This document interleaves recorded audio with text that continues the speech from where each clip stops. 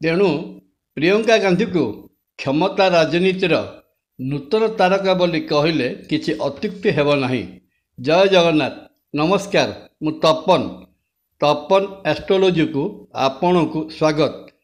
ବାୟନାଟ ଲୋକସଭା ନିର୍ବାଚନରେ ବିଜୟ ଲାଭ କରି କ୍ଷମତା ରାଜନୀତିରେ ପାଦ ରଖିଥିବା ପ୍ରିୟଙ୍କା ଗାନ୍ଧୀଙ୍କ ଜାତକ ବିଚାରର ସଠିକତା ପ୍ରମାଣିତ ହୋଇଛି।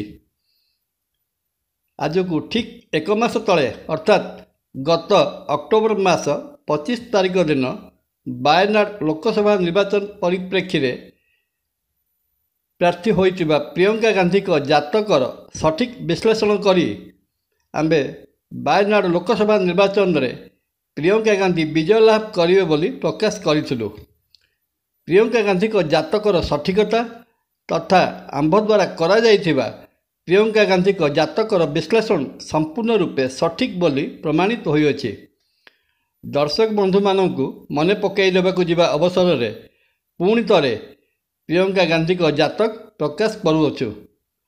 ପ୍ରିୟଙ୍କା ଗାନ୍ଧୀଙ୍କ ଜନ୍ମ 1972 ମସିହା ଜାନୁଆରୀ ମାସ 12 ତାରିଖ ଅପରାହ୍ନ 5:05 ସମୟରେ ଭାରତର ରାଜଧାନୀ ଦିଲ୍ଲୀ ସହରରେ ହୋଇଥିଲା। ଜନ୍ମ ସମୟକୁ ବିଚାରକୁ ନେଇ ପ୍ରିୟଙ୍କା ଗାନ୍ଧୀଙ୍କ ଜାତକ ତିଆରି କଲେ ଜଣାଯାଏ ଯେ ତାଙ୍କର ଜନ୍ମ ଜାତକରେ ମିଥୁନ ଲଗ୍ନ ଏବଂ ଅନୁରାଧା ନକ୍ଷତ୍ର ବିଛା ରାଶି। ଲଗ୍ନଠାରୁ ଷଷ୍ଠ ଭାବରେ ବିଛା ରାଶିରେ ଚନ୍ଦ୍ର ମଙ୍ଗଳଙ୍କ ଘରେ, ସପ୍ତମ ଭାବ ବୃହସ୍ପତିଙ୍କ ରାଶି ଧନୁ ରାଶିରେ ରବି, ବୁଧ ଓ ବୃହସ୍ପତି ଏକତ୍ର ଅବସ୍ଥିତ।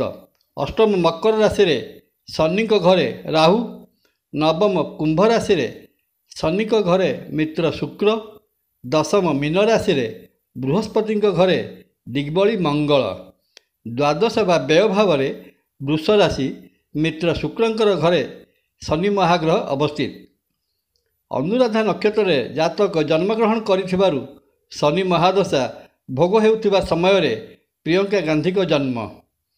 ଶନି ମହାଦଶା ଶେଷ ହେଲା ପରେ ବୁଧ ମହାଗ୍ରହ, କେତୁ ମହାଗ୍ରହ ଓ ଶୁକ୍ର ମହାଗ୍ରହଙ୍କର ଦଶା ଭୋଗ ହୋଇସାରି ବର୍ତ୍ତମାନ 2024 ମାର୍ଚ୍ଚ ମାସ 13 ତାରିଖ ଠାରୁ ରବି ମହାଦଶା 6 ବର୍ଷ ପର୍ଯ୍ୟନ୍ତ ଭୋଗ ହେଉଅଛି।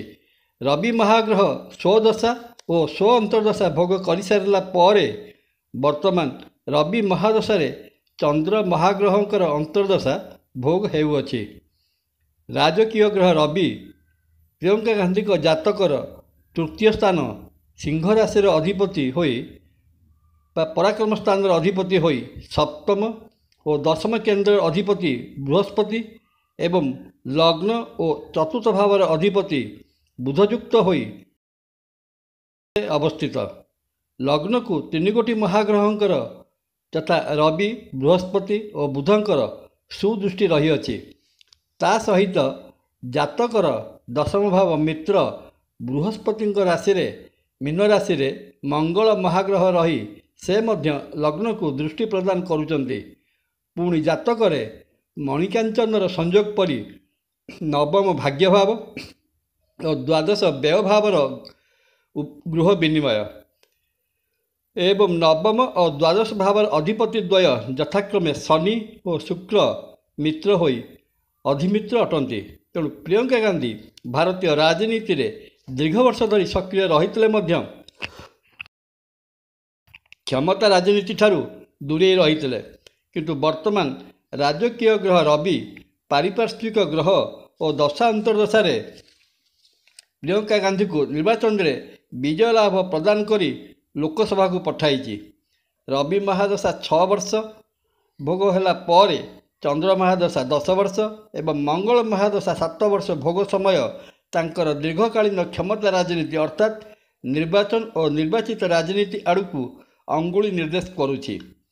ଦୀର୍ଘ ସମୟ ଭିତରେ ପ୍ରିୟଙ୍କା ଗାନ୍ଧୀ କ୍ଷମତା ରାଜନୀତି ସହିତ ସମ୍ପୃକ୍ତ ରହିବା ସଙ୍ଗେ ସଙ୍ଗେ ଦେଶର ଶାସନ ଭାର ସହିତ ତାଙ୍କର ସମ୍ପୃକ୍ତି ରହିବାର ଯଥେଷ୍ଟ ସମ୍ଭାବନା ଓ ଅନୁକୂଳ ପରିସ୍ଥିତି ସୃଷ୍ଟି ହୋଇଅଛି।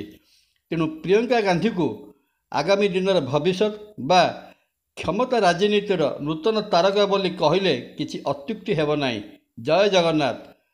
ଭିଡ଼ିଓ ଭଲ ଲାଗିଲେ ଲାଇକ୍ କମେଣ୍ଟ ସବସ୍କ୍ରାଇବ୍ ଓ ସେୟାର କରିବା ପାଇଁ ଅନୁରୋଧ। ନମସ୍କାର। ତପନ।